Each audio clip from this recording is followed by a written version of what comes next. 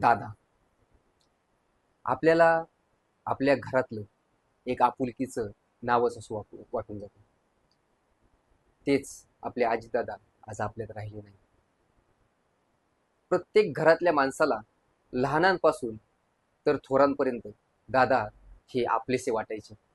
फक्त पुणे जिल्ह्यासाठीच नाही तर महाराष्ट्रासाठी ते हक्काचे दादा होते. सकाळी 6 वाजल्यापासून दादांची कार्यप्रणाली चालू व्हायची. फायलींचा निपटारा असो की गावाखेड्यातली कोणतीही कामे, दादा ती कायम तत्परतेने पूर्ण करायचे.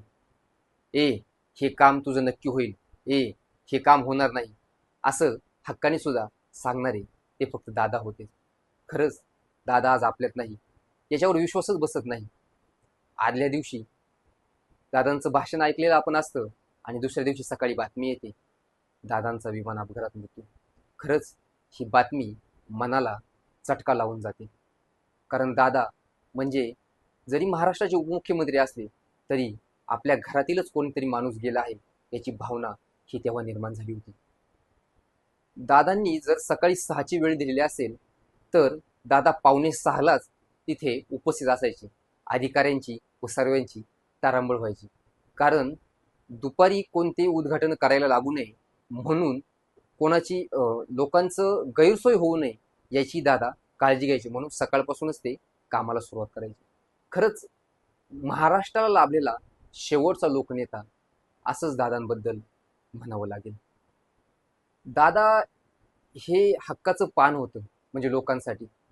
कारण बारामती, पुणे जिल्हा, संपूर्ण पश्चिम महाराष्ट्र, संपूर्ण पश्चिम महाराष्ट्रच नव्हे तर संपूर्ण राज्यासाठी दादांची काम करण्याची शैली ही खूपच वेगळी होती. तब्बल 6 वेळा उपमुख्यमंत्री पदावर विराजमान होण्याचं दादा झाले होते. कधी कधी तर वाटतं उपमुख्यमंत्री पद हे दादांसाठीच बनलेलं असो.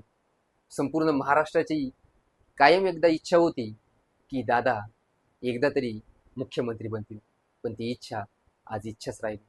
खरंच खूप नेते झाले, खूप नेते होतील, पण दादांसारखा लोकनेता या महाराष्ट्राला परत मिळणार नाही ही खंतच. दादा आमच्या सर्व न्यूज परिवारातर्फे आपल्याला भावपूर्ण श्रद्धांजली.